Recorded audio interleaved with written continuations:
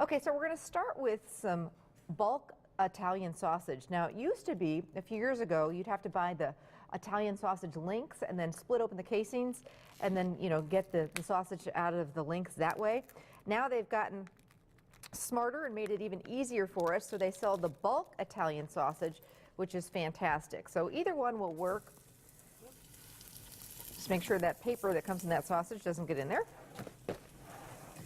And we just want to start that crumbling. I'm using the old chopping stir to get that going. Now these days, I have to be honest, the sausage is so lean, which is a good thing, that sometimes you need a little bit, especially when you're doing the bulk sausage, of olive oil just to kind of get it going a little bit.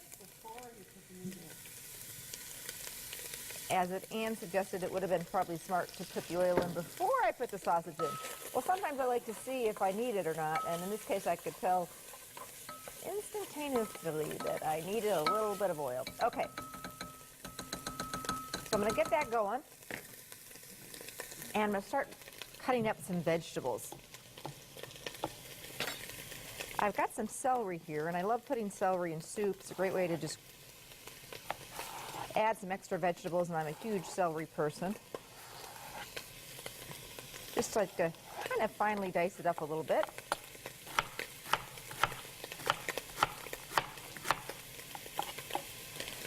One of the other reasons I really enjoy this soup recipe is that it's not one of those soups that takes all day long.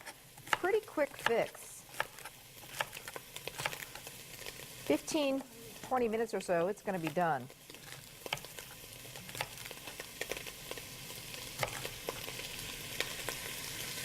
Thank you, Anne. Okay.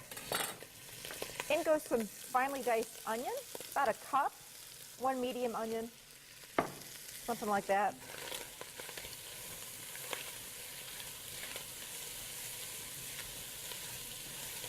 Oh, smells amazing.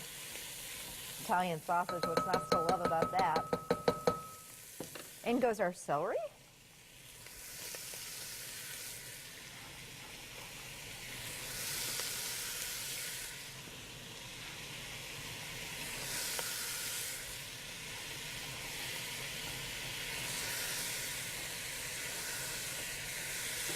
I got a big soup kettle as a wedding gift 20-some years ago, and I tell you, it's probably one of the best wedding gifts I got. I use it all the time, and it's a really nice big one.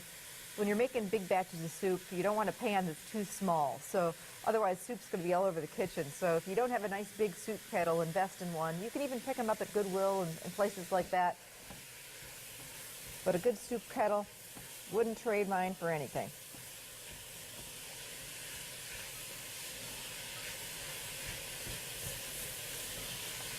So this is going to hang out a minute and do its thing. I don't think I need any more oil. I think that's looking pretty good. Now I'm using a yellow summer squash and a zucchini in this recipe. When you're working with zucchini and summer squash, really important to give it a real good wash. And sometimes I'll even use a scrub brush and then dry it, because zucchini can be a little bit sandy, a little bit, there can be some of that sand and grit on the outside, and you certainly don't want that to get into your soup. So real important to wash it well and dry it well and get rid of any excess sand that especially in the summer, you'll find that more common. This is a great winter soup, but it actually is a great summer soup too, because you are using zucchini and summer squash and some of those great summer veggies. I'm just going to use about half. If you just had zucchini, that would be fine. I really like the combination of the yellow and the green in here. So I'm using both. And I just do these in like little half moons.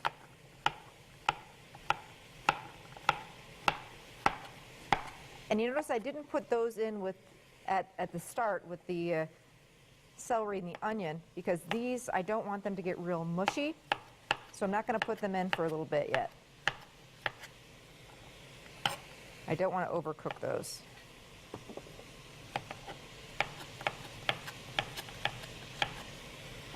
All right.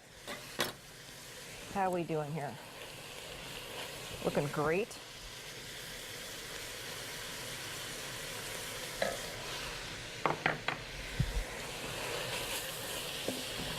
Sausage is becoming crumbly, no longer pink. That chop and stir breaks it up, so it's really nice and crumbly, no big clumps.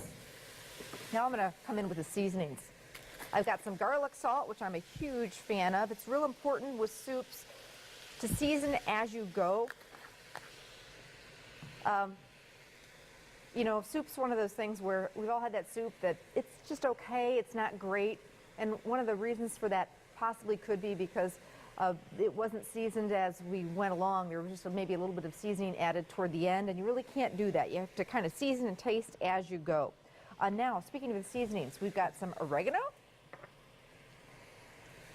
some Italian seasoning, or even if you just have dry basil, and a pinch of red pepper flakes. Now, I use sweet Italian sausage.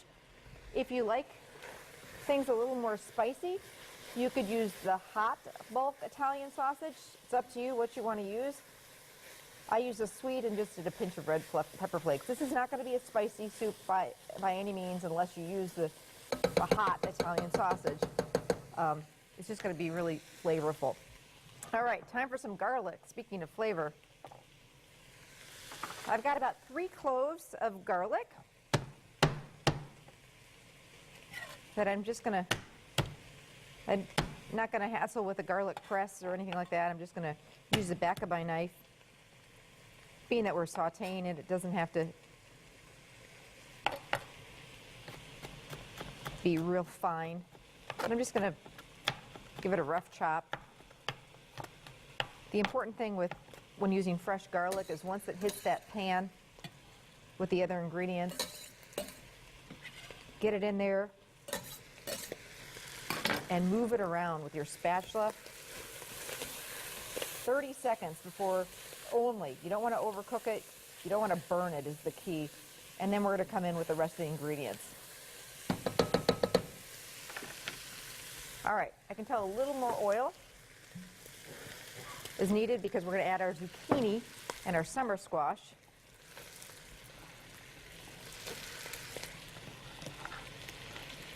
A lot of great color in this soup too, which I love.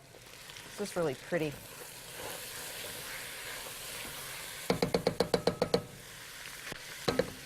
Now we're going to do 1 can of one of the big cans, 28 ounces of the diced tomatoes. Now, if your kids don't do chunky tomatoes of any sort, you could do crushed tomatoes, and that would solve that problem. Anne raising her hand, she likes that idea. And that goes for a lot of my recipes. If chili or spaghetti sauce or other recipes like that call for diced tomatoes, you can certainly just sub out crushed tomatoes, and then you get rid of that whole, I don't like big chunks of tomatoes, or I don't like tomatoes at all. But I'm sure they like spaghetti sauce, so they won't even know that that's, you know, that was part of the recipe. Okay. In goes some chicken stock.